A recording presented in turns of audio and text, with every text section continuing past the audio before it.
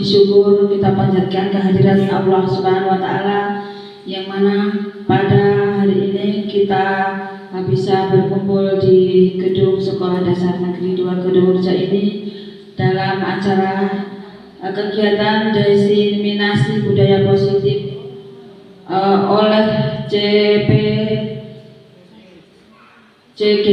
CGB dengan susunan acara sebagai berikut. Hari Kamis tanggal 22 Agustus 2024 dengan susunan acara yaitu pembukaan. Marilah kita buka acara ini bersama-sama dengan bacaan basmalah. Bismillahirrahmanirrahim. Dilanjutkan dengan menyanyikan lagu Indonesia Raya. Kepada Ibu Windy Anggraini SPD dipersilahkan untuk memandu lagu Indonesia Raya. Hadirin dimohon berdiri.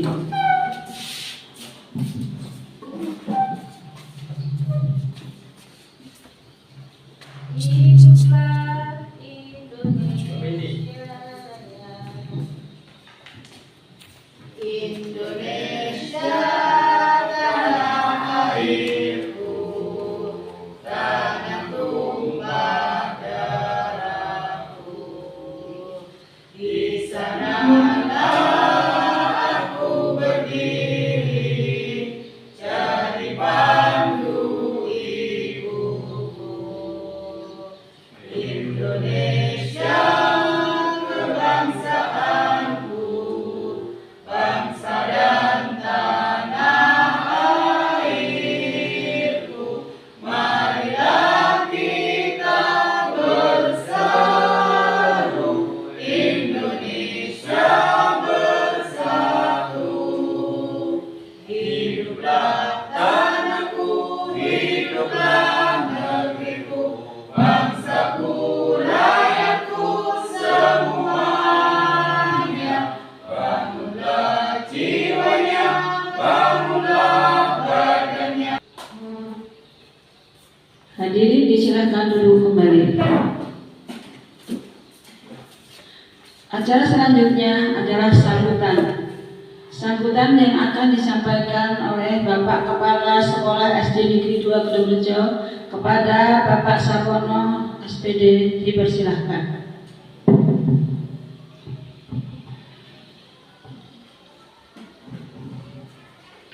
Assalamualaikum warahmatullahi wabarakatuh. Alhamdulillahirabbil alamin. Puji dan syukur marilah kita selalu panjatkan kehadirat Allah Subhanahu wa Ta'ala, yang mana pada pagi hari ini kita masih diberikan nikmat yang berupa kesehatan dan kesempatan, sehingga kita dapat bertemu kembali dalam acara diseminasi calon guru penggerak yang diprakarsai oleh Ibu Rohmatun. Assalamualaikum, semoga senantiasa terlimpah kehebatan junjungan kita Nabi Agung Muhammad Sallallahu Alaihi Wasallam yang selalu kita nantikan sebabnya di dunia hingga di yaumul kiamat. Amin. Bapak Ibu guru yang kami hormati, Ibu Rohmatun SPD sebagai calon guru penggerak yang saya hormati, pada pagi hari ini kami dari segenap guru SDN 2 Kedungrejo sangat memberikan dukungan, baik dukungan yang apa yang dibutuhkan untuk kelancaran dalam kegiatan-kegiatan yang menyangkut, yaitu kegiatan calon guru penggerak. Di dalam kegiatan pembelajaran ini bukan hanya bermanfaat bagi Ibu Rohmatun saja, ini juga akan berimbas kepada kita semua dalam rangka yaitu desain pembelajaran inovatif di abad 21. Kita sebagai guru dituntut untuk melek teknologi, untuk belajar dan belajar, mengembangkan semua kreativitas, mengembangkan semua ide-ide kita demi untuk kegiatan pembelajaran yang aman, nyaman, menyenangkan. Dengan demikian, maka pada intinya kegiatan diseminasi ini merupakan salah satu dari inti dari salah satu belajar sepanjang hayat, ya. Jadi belajar sepanjang hayat itu belajar dari mulai kecil sampai tua, ya. Itu inti sederhananya dalam pembelajaran desain pembelajaran inovatif pada abad 21. Sekali lagi, saya sebagai kepala sekolah SDN 2 Gedongrejo sangat mendukung adanya salah satu dari guru yang berinisiatif untuk mengikuti kegiatan calon guru penggerak. Semoga selangkah demi selangkah, kegiatan demi kegiatan yang dilakukan oleh Ibu Rohmatun akan berbuah berkah, bermanfaat bagi Ibu Rohmatun, bagi kita rekan-rekan guru, teman-teman sejawat, dan juga bagi anak didik kita. Amin Allahumma amin. Sekian, kurang lebihnya mohon maaf. Saya akhiri. Assalamualaikum warahmatullahi wabarakatuh. Diucapkan terima kasih. Acara selanjutnya yaitu pengibasan diseminasi budaya positif yang akan langsung dipandu oleh Ibu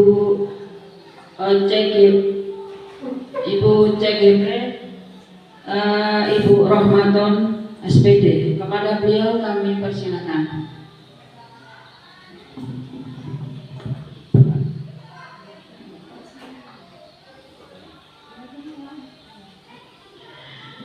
Assalamualaikum warahmatullahi wabarakatuh. Alhamdulillahirabbil alamin. Assalatu wassalamu ala asyrafil anbiya'i wal mursalin wa ala alihi wa sahbihi ajma'in, amma ba'du. Yang kami hormati Kepala Sekolah SD Negeri 2 Gedongrejo, yang kami hormati Bapak Ibu Dewan Guru yang pada kesempatan ini bisa hadir. Yang pertama, marilah bersama-sama kita mengucapkan puji syukur alhamdulillah, karena pada pagi hari ini kita masih diberikan nikmat sehat, nikmat kesempatan sehingga kita bisa dapat hadir di sini dalam rangka kegiatan diseminasi budaya positif yang insya Allah nanti akan kami paparkan. Dan yang kedua kalinya, salawat beserta assalam semoga terlimpahkan kepangkuan baginda Nabi Agung Muhammad Sallallahu Alaihi Wasallam yang kita nantikan syafaatnya kelak di yaumil kiamah. Amin Allahumma amin. Bapak Ibu yang kami hormati, sebelumnya ini santai aja Bu, gak usah tegang-tegang ya. Boleh berdiri, izin berdiri ya Bapak Ibu. Jadi cerita sedikit, ini selama kami kemarin mengikuti kegiatan pendidikan guru penggerak, jadi kami mendapatkan beberapa materi, dan materi itulah yang nanti diminta untuk disampaikan kepada Bapak Ibu rekan guru dan kepala sekolah di sekolah masing-masing. Di antara materi yang kami terima pada saat itu adalah diseminasi budaya positif. Kalau berbicara tentang budaya, apa Pak budaya? Kalau bicara budaya, Bapak yang terlintas di pikiran Bapak Ibu apa itu Pak? Kreativitas. Ya, kreativitas. Ada lagi, Bu Saripah? Apa Bu budaya itu? Kalau bicara budaya itu terus Ibu kepikiran apa gitu? Apa Bu? Kebiasaan ya, kebiasaan ya. Iya, kebiasaan ya yang dari dulu sudah ada budaya. Nah, dalam kali ini adalah budaya positif. Ketika kita berbicara tentang budaya positif, apa sih budaya positif? Nah, sebelumnya kenalan dulu nih. Ini adalah fasilitator di pendidikan guru penggerak angkatan 11, Ibu Lanjar Palupi, dan ada Ibu Asafia Nur Syaadah selaku pengajar praktik di CGP Angkatan 11. Nah, ketika kita berbicara tentang budaya positif, nih konsep yang tidak bisa lepas, yang harus kita tahu terlebih dahulu. Yang pertama adalah perubahan paradigma positif, disiplin positif, nilai-nilai kebajikan, kebutuhan dasar manusia, motivasi perilaku manusia, posisi kontrol guru, keyakinan kelas, segitiga restitusi. Nah, dari sini sebelum kita kupas satu persatu, intinya budaya positif itu yang harus dikembangkan di sekolah masing-masing itu tujuannya adalah untuk mencapai visi sekolah yang sudah ada. Nah, jadi sekolah itu punya visi di mana itu bisa terwujud ketika di sekolah itu sudah ada budaya positif baik dari murid maupun gurunya. Nah, selanjutnya apa itu budaya positif? Budaya positif itu sendiri adalah perwujudan dari nilai-nilai atau keyakinan universal yang diterapkan di sekolah. Budaya positif yang diterapkan di sekolah adalah salah satu perwujudan dari visi guru yang mengandung nilai-nilai kebajikan sesuai dengan tujuan pendidikan nasional yang dijabarkan dalam profil pelajar Pancasila. Ada 6 dimensi ya Bapak Ibu pelajar profil Pancasila, dan visi sekolah itu harus mengandung salah satu dari profil pelajar Pancasila. Kalau boleh mengingatkan kembali di sekolah kita, visinya kemarin sudah ada belum Bu ya? Sudah ada dimensi profil pelajar Pancasila. Maka ketika sudah ada itu ya tinggal kita wujudkan aja dengan cara membudayakan kebiasaan-kebiasaan positif atau yang disebut dengan budaya positif. Nah, sebelumnya jangan tegakkan Bu, kita ice breaking dulu. Ice breaking dulu, kita berdiri dulu Bapak Ibu. Berdiri dulu. Jadi berhadapan. Bu Yanti bisa dengan Bu Saripah. Nah, berhadapan. Pak Wono nggak ada pasangannya ya nggak? Nah, monggo silahkan berhadapan-hadapan. Silahkan berhadapan-hadapan. Nah, tangan ini satu abu, satu abi. Ya, monggo siapa yang abu ditentukan. Yang abu siapa? Nah, ada yang abu Bu. Seperti akan berjabat tangan Bu. Tangannya diulurkan, jangan ditempelkan. Gini Pak, seperti mau jabat tangan gini. Nanti kalau saya bilang abu langsung nangkap tangannya abi. Tapi abinya jangan mau. Abi pun begitu, kalau saya ngomong abi langsung nangkap tangannya abu. Tapi abunya jangan mau. Ya, kalau tertangkap berarti ya kalah. Ya. Kalau tertangkap kalah, nanti nyanyi bayarnya. Nah, siap Bapak Ibu? Ya. Abu. Pak, mengelak Pak, kalau mau ditangkap itu tangan yang ininya taruh di belakang sini. Yang ininya jangan mau ditangkap. Jangan mau ditangkap Pak. Pak, pas. Ulangi. Nah. Ayo. Abu. Baliknya. Abi. Lagi. Siapa yang dapat? Sudah dapat? Belum.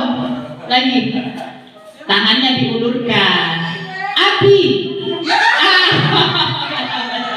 Dapat kalah berarti Bu Windy ya.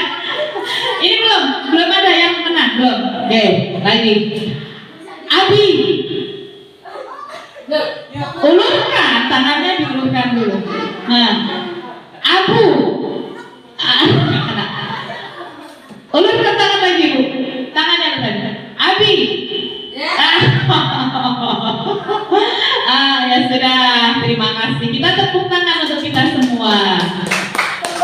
Nah, sekedar ini anu.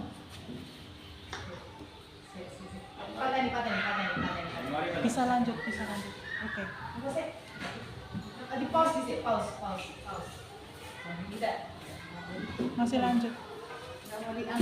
Pause dhisik. Masih bisa lanjut kok, lanjut. 16 masih 16.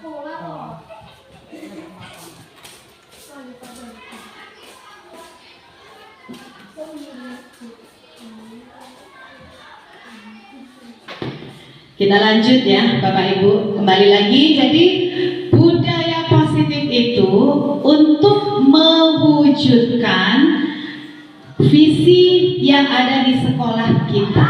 Nah, lanjut. Nah, ini filosofi pendidikan menurut Ki Hajar Dewantara. Jadi salah satunya adalah bahwa tujuan pendidikan yaitu menuntun segala kodrat yang ada pada anak-anak agar mereka dapat mencapai keselamatan dan kebahagiaan yang setinggi-tingginya, baik sebagai manusia maupun sebagai anggota masyarakat. Oleh sebab itu, pendidikan itu hanya dapat menuntun tumbuh atau hidupnya kekuatan kodrat yang ada pada anak-anak agar dapat memperbaiki lakunya, bukan dasarnya hidup dan tumbuhnya kekuatan kodrat anak. Nah, jadi menurut Ki Hajar Dewantara, ketika anak menempuh pendidikan itu kita hanya menuntun, Bapak Ibu, menuntun. Jadi kita tidak bisa menuntut anak, kamu harus begini, kamu harus begitu, tidak. Tapi kita menuntun sesuai dengan kodrat alam dan kodrat zamannya. Apa artinya? Kodrat alam itu adalah bakat yang dimiliki oleh anak. Jadi tugas kita menuntun untuk mengembangkan bakat yang mereka miliki. Kemudian sesuai dengan kodrat zaman, kita sesuaikan dengan zaman yang ada pada saat ini. Kalau zamannya sekarang itu anak dikenalkan belajar lewat media, lewat gadget, yang kita ikuti agar tidak tertinggal. Kalau zamannya sekarang itu anak sekolah di pendidikan SMA bahkan perguruan tinggi, kita tuntun, kita ikuti ya agar tetap sesuai dengan kodrat alam dan kodrat zamannya.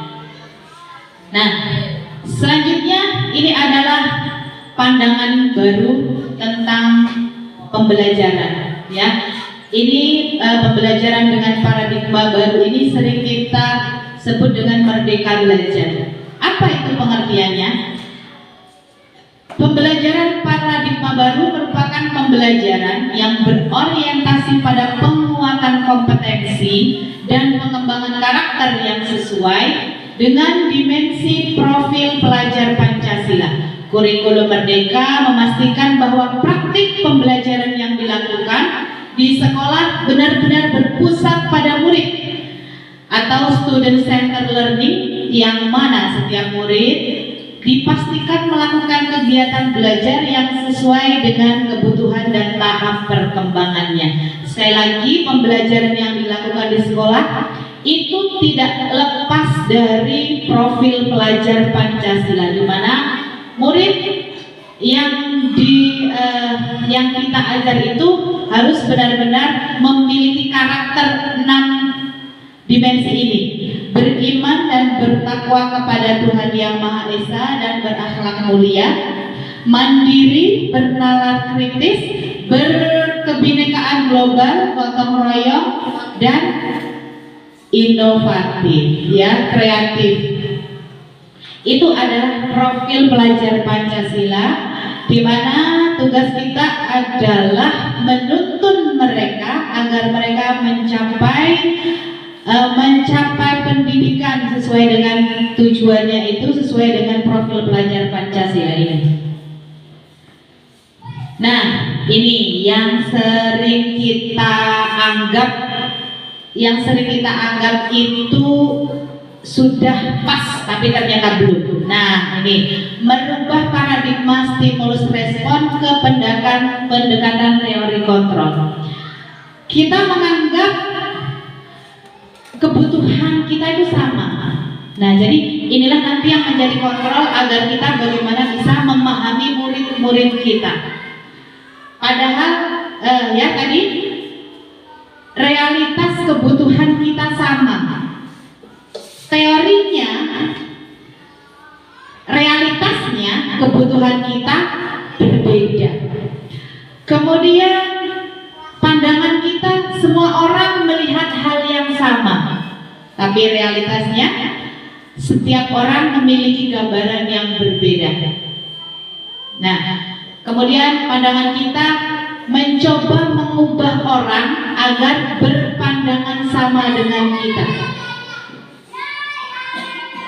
Realitasnya, cara kita berusaha memahami pandangan orang lain tentang dunia, jadi tidak sama. Jadi ibarat kita melakukan pengajaran pendidikan ini seperti orang yang menanam padi. Pernah menanam padi Bapak Ibu? Atau menanam tanaman lah yang lain, menanam bunga misalnya. Pernah? Pernah.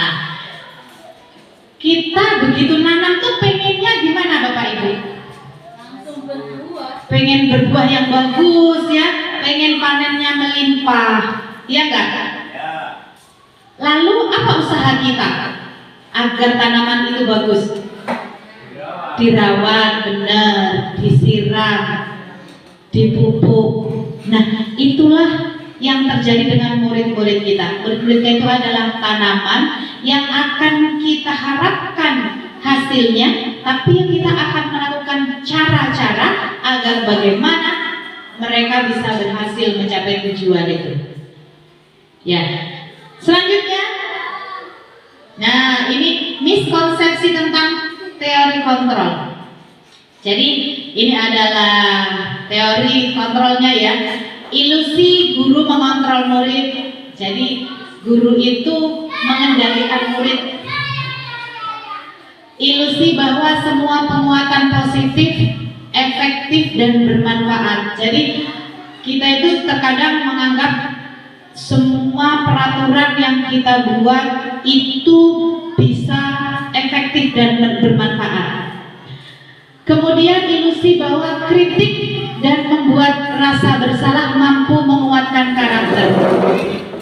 Kita pernah ya Bu, Bapak Ibu menemukan anak-anak bermasalah? Ya, sering. Terkadang kita pakai membuat rasa bersalah. Anak itu kita berikan pandangan sedemikian rupa sehingga mereka merasa bersalah. Nah, kemudian ilusi bahwa orang dewasa berhak memaksa. Ini ada aturan-aturan yang kita itu beranggapan bahwa aturan yang Bapak Ibu guru buat itu harus dilaksanakan oleh guru.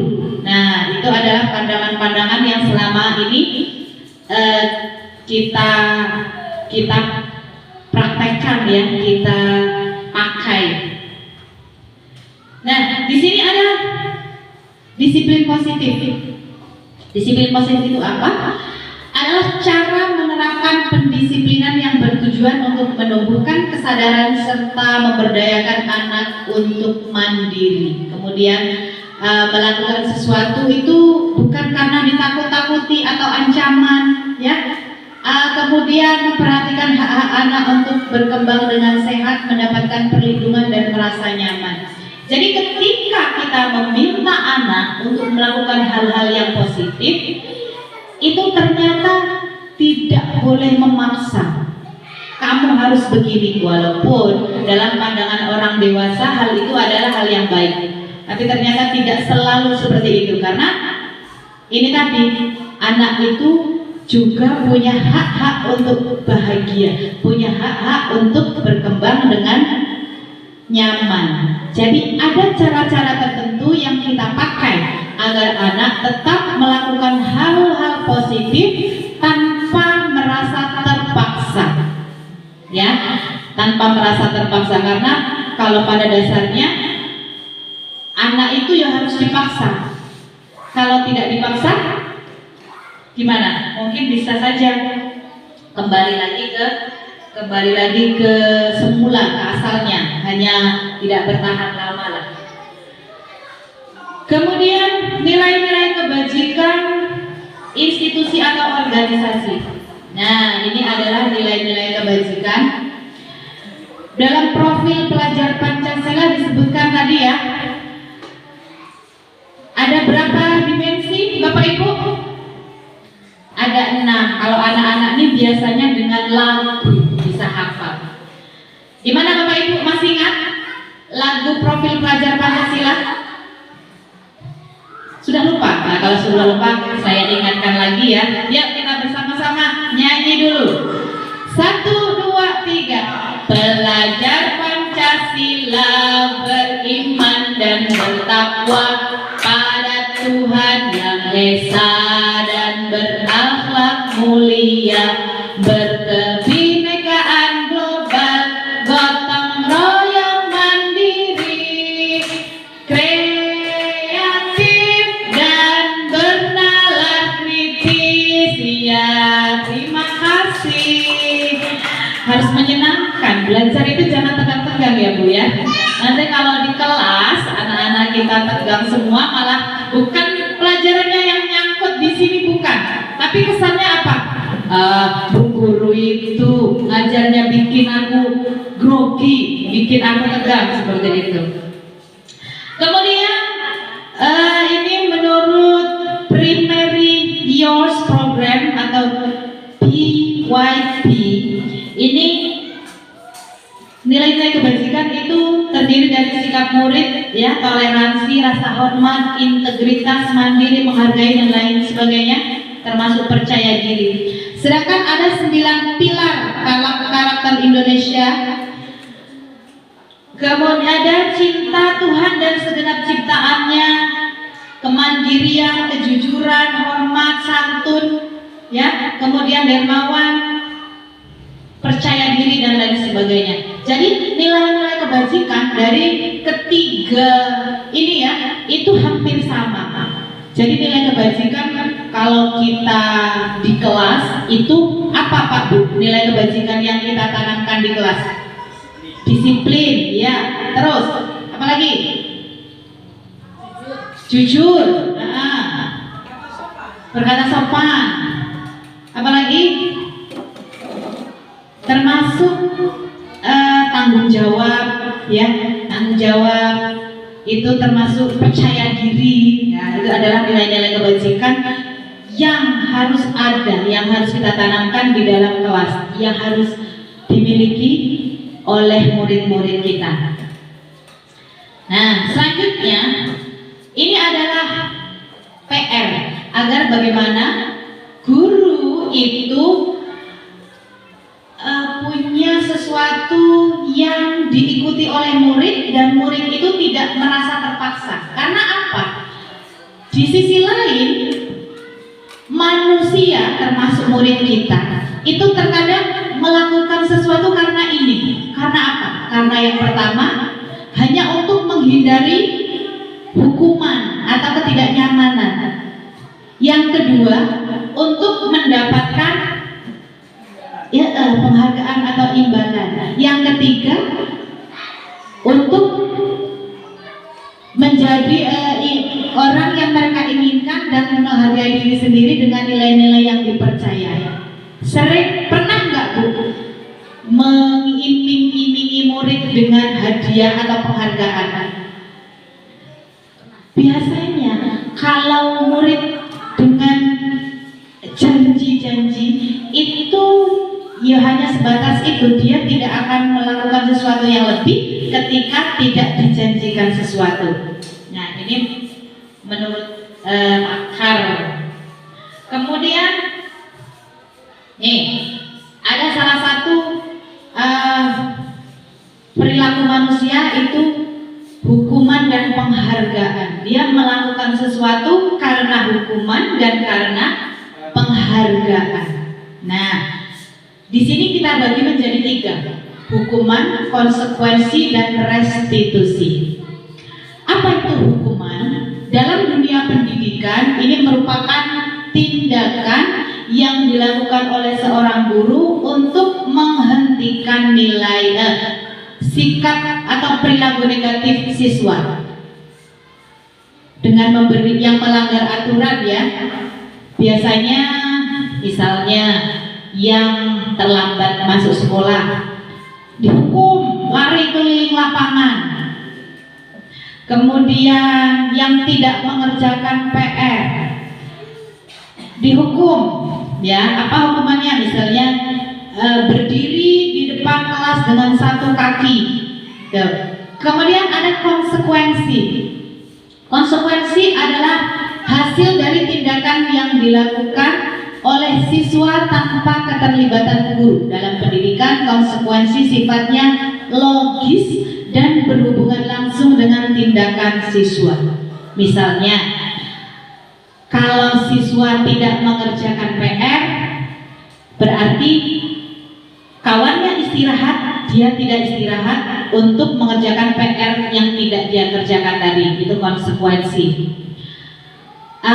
Kemudian ketika dia datang terlambat, misalnya kawannya istirahat, dia jangan istirahat dulu, dia harus mencatat pelajaran yang tertinggal tadi. Itu namanya konsekuensi. Jadi itu. Kemudian apa itu restitusi? Restitusi merupakan upaya untuk memperbaiki kerugian atau kerusakan yang diakibatkan oleh tindakan siswa. Restitusi fokus pada pemulihan dan tanggung jawab serta mendorong siswa untuk memperbaiki situasi tersebut. Ketika ada siswa yang terlambat, perlu nggak dihukum? Perlu nggak dihukum? Perlu. Kemudian ada yang lebih efektif, yaitu restitusi. Restitusi itu adalah mengingatkan siswa, nah, kamu sudah terlambat. Apa kerugiannya kalau kamu terlambat?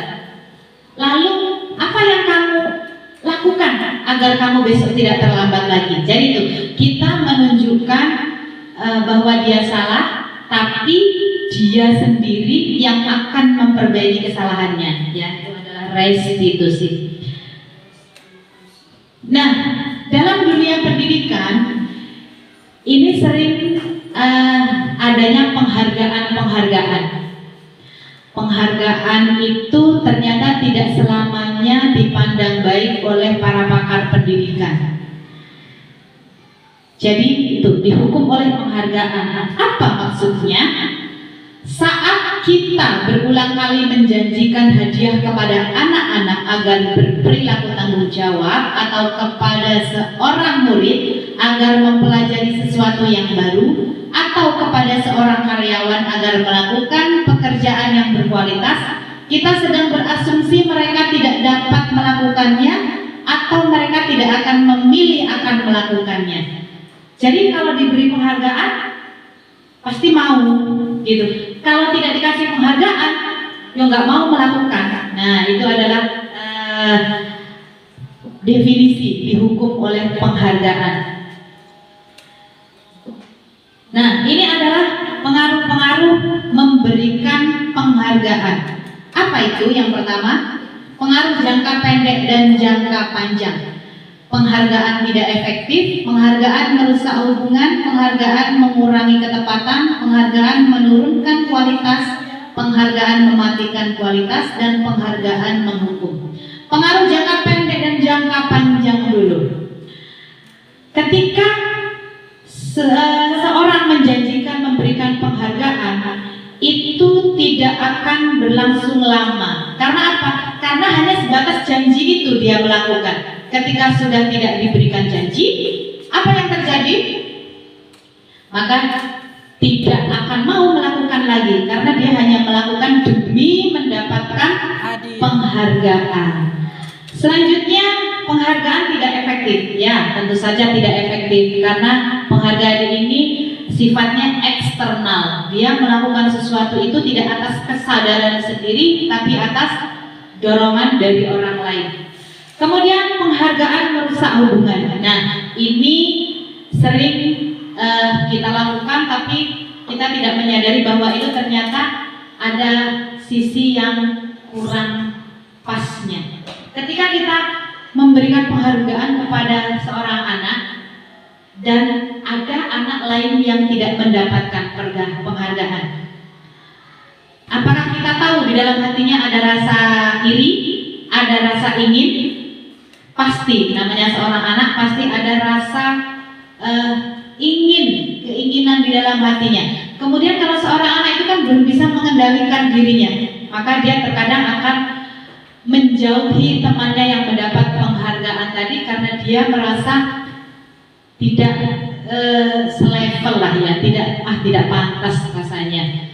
Jadi akan merusak hubungan. Kemudian mengurangi penghargaan, mengurangi ketepatan. Inilah yang terkadang dilakukan, memberikan penghargaan hanya untuk agar murid itu melakukan sesuatu. Dan ini pun ternyata kurang tepat. Kemudian menurunkan kualitas. Jelas sekali bahwa kualitas ini hanya akan muncul saat ia mendapat penghargaan itu, saat dia dijanjikan penghargaan. Ketika dia tidak dijanjikan penghargaan, mungkin dia tidak akan berkreasi lagi, ya, kreativitasnya mungkin sudah tidak seperti dalam dirinya, yang muncul dalam dirinya. Kemudian penghargaan menurunkan kualitas dan penghargaan menghukum. Nah, dari sini kita ada yang ditanyakan mungkin Bapak Ibu sebelum kita lanjut? Apa kita lanjut? Kita lanjut. Lalu sebaiknya bagaimana agar murid kita itu melakukan hal positif tanpa kita paksa, tanpa diberi hukuman, tanpa diiming-imingi penghargaan? Apa yang harusnya kita lakukan? Nah, yaitu adalah motivasi dari dalam diri atau intrinsik. Nah, motivasi dalam diri murid inilah yang akan membuat murid tetap melakukan hal positif meskipun tidak disertai dengan hukuman, penghargaan dan lain sebagainya tadi. Lalu bagaimana? Nah, contohnya ini. Ya, jadi ketika anak dari belum bisa membaca, belum mengerti huruf, kemudian dia sudah mengerti huruf, itu dia sudah memiliki kemampuan tersendiri. Nah, disinilah penghargaan yang kita berikan. Kita merasa bangga. Oh, sekarang sudah bisa nulis ya, sekarang udah bisa membaca. Ya, kita merasa bangga dengan apa yang mereka capai, dengan pencapaian murid kita. Itu bisa mendorong motivasi dari dalam diri murid atau intrinsik, ya. Jadi kalau sudah motivasinya sudah dari dalam dirinya, itu tidak perlu lagi ada hukuman, ada penghargaan, ya, tidak perlu lagi. Kita lanjutkan. Ini tentang kebutuhan dasar manusia. Kalau berbicara tentang kebutuhan dasar manusia, Bapak Ibu, yang paling dibutuhkan itu apa, Pak? Makan, ya. Apalagi, Bu? Pakaian, pendidikan. Butuh nggak, Bu, disayangi orang lain? Butuh. Butuh nggak kita merasa aman? Butuh, ya. Ini kebutuhan dasar manusia. Itu ada 5, yaitu kebutuhan fisiologis atau dasar. Kebutuhan dasar itu termasuk makan, pakaian, uang. Hari gini kalau nggak ada uang, nggak disayang orang. Iya, benar, nggak disayang istri ya Pak ya. Jadi curhat.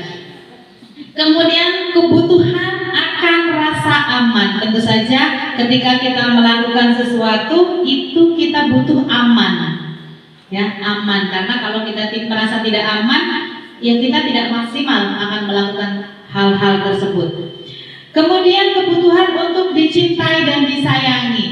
Nah, ini karena kita tidak bisa hidup sendiri ya, Bapak Ibu, kita butuh orang lain.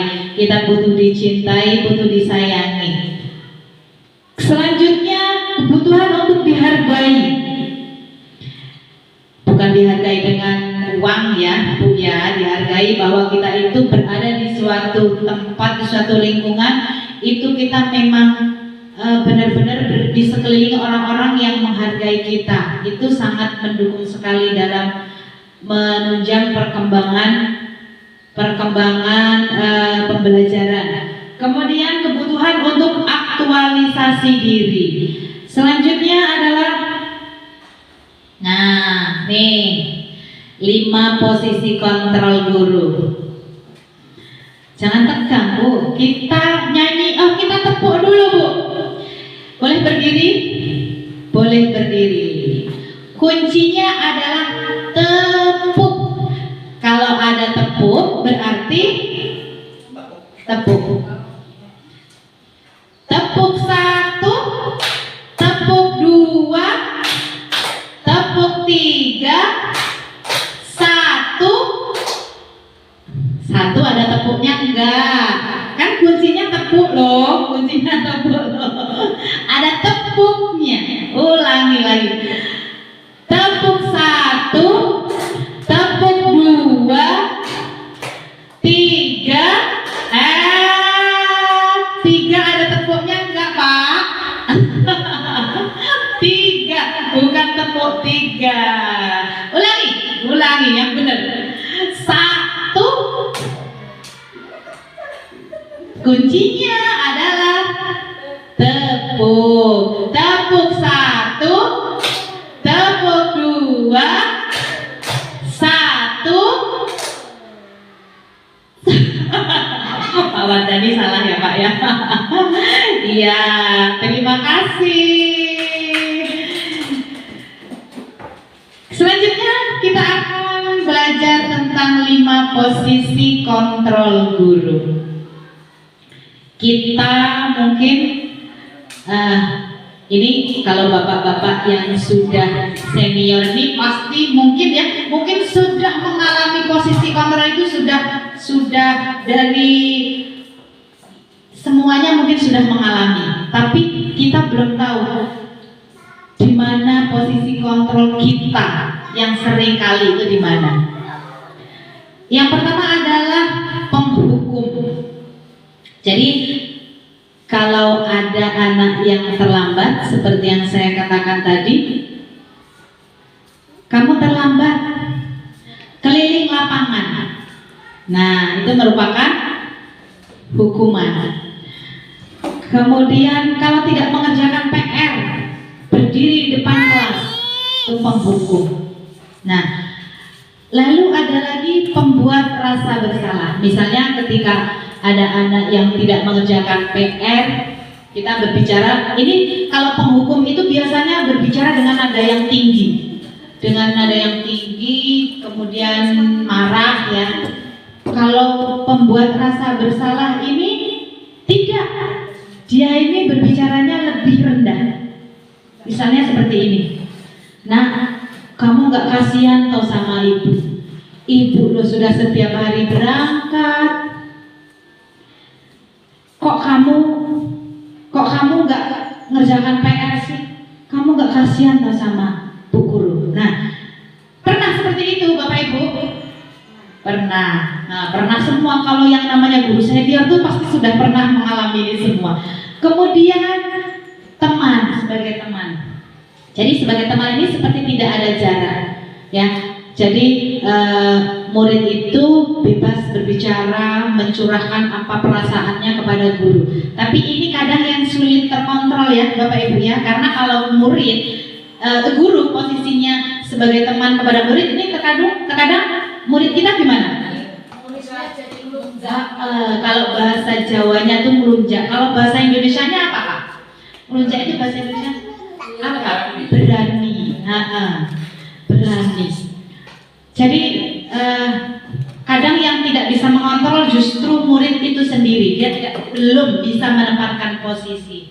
Selanjutnya sebagai pemantau. Pemantau ini ketika ada murid yang melakukan kesalahan, kita memberikan nasihat kepada murid. Terus kita bilang gini, awas ya, besok jangan lakukan lagi. Kalau melakukan kesalahan lagi, gimana? Nah, seperti kita tuh tetap melihat kalau sampai dia melakukan kesalahan, dia akan menerima resikonya, akan menerima konsekuensinya. Nah, ini adalah sebagai pemantau. Selanjutnya adalah sebagai manajer.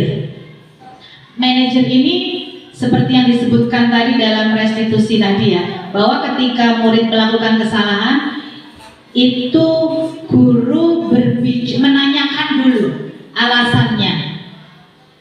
Ketika murid tidak mengerjakan PR, kita tanya, kenapa kamu gak mengerjakan PR? Dengarkan alasan dia. Kalau dia sudah memberikan alasan, kemudian kita tanyakan, tidak mengerjakan PR itu hal yang baik apa hal yang buruk, atau benar atau salah. Nah, dia kan akan memutuskan sendiri, menyimpulkan sendiri apakah benar atau salah. Kemudian setelah mereka menyadari kesalahan mereka, lalu kita minta dia untuk kembali ke keyakinan kelas. Jadi setiap kelas itu ya Bapak Ibu, sebelum belajar itu sudah ada keyakinan kelas. Jadi keyakinan kelas atau kesepakatan kelas seperti yang terpampang di dinding itu. Jadi kesepakatan kelas itu nanti disepakati bersama-sama, ditandatangani, bila perlu ditandatangani oleh seluruh warga kelas. Lalu ketika ada yang melanggar itu, guru hanya menanyakan kembali, kesepakatan kelas apa yang sudah kamu langgar, atau kamu sudah tidak patuh pada peraturan kelas yang mana, atau keyakinan kelas yang mana. Nah, setelah dia menyadari dia sudah melanggar keyakinan kelas itu, kemudian guru memintanya untuk berpikir, memberi kesempatan untuk memperbaiki diri. Apa yang akan kamu lakukan agar kamu besok tidak mengulangi kesalahanmu? Nah, seperti itu. Ini adalah posisi sebagai manajer. Dari kelima posisi kontrol guru itu, Bapak Ibu sekarang seringkali berada di posisi mana, Bu? Di posisi mana, Pak? Mana Bu Windy? Manajer dan teman. Terus Bu Windy di mana, Bu? Saya sebelum mengikuti pendidikan guru penggerak ini, saya lebih sering kepada pembuat rasa bersalah dan pemantau. Jadi ketika anak melakukan kesalahan, pasti saya bilang, kok kamu nih nggak kasihan sama ibu sih? Perlu jauh ke sini, kamu malah semaunya sendiri, kayak gitu, sering seperti itu. Kemudian pemantau, sering kayak gitu, kalau ada yang melakukan tindakan salah, awas ya, besok ibu lihat, kalau masih melakukan kesalahan, nah besok harus terima konsekuensinya, masih seperti itu. Tapi sekarang setelah mendapatkan materi ini, saya akan mencoba, masih dalam tahap belajar, mencoba untuk berada di posisi sebagai manajer, karena ternyata posisi yang paling baik itu adalah sebagai manajer. Lanjut. Nah, ini keyakinan kelas yang saya sebutkan di depan tadi.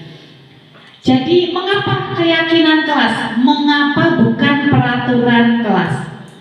Apa bedanya? Kalau peraturan itu apa, Pak Bu?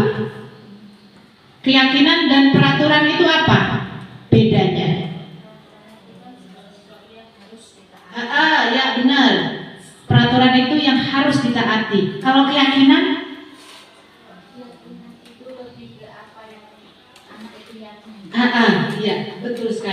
Jadi peraturan itu adalah aturan yang terkadang dibuat sepihak. Jadi peraturan kelas, guru yang buat peraturan kelas. Siapa yang harus mentaati? Siswa. Nah, ya benar sekali. Iya memang begitu. Saya pun tadinya juga begitu buat peraturan. Ini peraturan kelas kita. Nah, jadi harus ditaati. Kalau tidak ditaati, bagaimana? Nah, itu nanti konsekuensinya apa? Iya. Kemudian kalau keyakinan kelas, nah ini keyakinan kelas itu adalah apa yang diyakini oleh murid itu adalah perbuatan yang baik. Jadi ketika murid meyakini itu adalah perbuatan yang baik, pasti dia akan melakukannya. Benar sekali. Nah, disinilah kita harus menempatkan posisi kita. Setelah kita mengetahui tadi tentang posisi kontrol guru, nah kita buat keyakinan kelasnya. Sudah dibuat Bapak Ibu keyakinan kelasnya di kelas masing-masing. Nah, nanti kalau untuk membuat keyakinan kelas itu kita tanyakan ke murid, kita ingin kelas yang seperti apa? Biasanya murid kan ngomong, pengen kelas yang gak ribut Bu, pengen kelas yang bersih, pengen kelas yang temennya gak saling ngolok-ngolok. Nah, nanti kita lebih kerucutkan lagi tentang kebersihan, saling menghargai, saling menghormati. Itu keyakinannya. Berarti misalnya semua harus mengerjakan tugas tepat waktu Bu, berarti itu tentang keyakinan kelas disiplin ya. Jadi itu nanti yang akan kita buat, yang akan kita terapkan di kelas kita masing-masing. Nah, ini adalah segitiga restitusi. Ini adalah cara kita menyelesaikan masalah Bapak Ibu ya. Jadi ketika kita punya masalah dengan murid, cara yang paling efektif adalah dengan menggunakan segitiga restitusi. Pak, segitiga restitusi ngomongnya susah nggak Pak? Restitusi gimana Pak? Mungkin agak asing ya, ini istilah baru. Saya juga baru tahu ketika mengikuti pendidikan guru penggerak itu. Restitusi ya, agak susah mengucapkannya. Rest area. Rest area tahunya ya Pak ya, rest area tempat makan. Kemudian ini, nah ini adalah segitiga restitusi. Ketika murid memiliki masalah, yang kita lakukan itu yang pertama adalah menstabilkan identitas atau stabilis the identity. Nih, jadi kita menyadarkan, kita memaafkan istilahnya ya, memaafkan kesalahan yang dibuat murid itu dengan berkata, berbuat salah itu tidak apa-apa. Tidak ada manusia yang sempurna. Saya juga pernah melakukan kesalahan itu dan lain sebagainya ya. Nah, itu kita memahami dulu kesalahan yang dibuat oleh murid. Selanjutnya setelah menstabilkan identitas, kita melakukan validasi tindakan yang salah. Kita memastikan bahwa murid itu tahu bahwa apa yang dia lakukan itu adalah sesuatu yang salah dengan mengatakan, padahal kamu bisa melakukan yang lebih buruk dari ini ya. Kamu pasti punya alasan mengapa melakukan hal ini. Kamu patut bangga pada dirimu sendiri karena kamu telah melindungi sesuatu yang penting buatmu dan lain sebagainya. Biasanya kalimat-kalimat itu kita gunakan agar murid itu menyadari kesalahannya. Kamu tahu nggak yang kamu lakukan itu adalah perbuatan yang salah? Nah, seperti itu. Setelah murid menyadari kesalahannya, kita melakukan menanyakan keyakinan. Jadi keyakinan yang sudah disepakati di kelas tadi kita tanyakan lagi. Kalau kamu tidak mengerjakan PR, berarti keyakinan kelas mana yang tidak kamu patuhi? Misalnya disiplin Bu. Nah, berarti dia sudah menyadari bahwa dia melakukan kesalahan dengan tidak mematuhi disiplin kelas. Lalu tanyakan, selanjutnya kamu lakukan agar kamu bisa memperbaiki kesalahanmu. Nah, seperti itu misalnya. Jadi nanti murid akan berangan-angan. Oh, kalau begitu saya harus begini, saya harus begitu. Memberikan kesempatan kepada murid untuk memperbaiki kesalahannya. Dia berpikir sendiri untuk memperbaiki kesalahannya. Dari pemaparan yang disampaikan tadi, kira-kira Bapak Ibu ada yang ditanyakan? Ada yang ditanyakan? Kalau tidak ada yang ditanyakan, berarti selesai. Terima kasih. Dan sekali lagi tepuk tangan untuk kita semua. Nah, sekiranya itu tadi pemaparan kami tentang budaya positif yang kami sampaikan ya, dan mudah-mudahan apa yang kami sampaikan tadi akan membawa sekolah kita menjadi lebih baik dengan selalu menanamkan budaya-budaya positif di lingkungan sekolah maupun di lingkungan kelas kita masing-masing. Demikian, ada kesalahan kami mengucapkan permohonan maaf yang sedalam-dalamnya. Kami akhiri. Wassalamualaikum warahmatullahi wabarakatuh.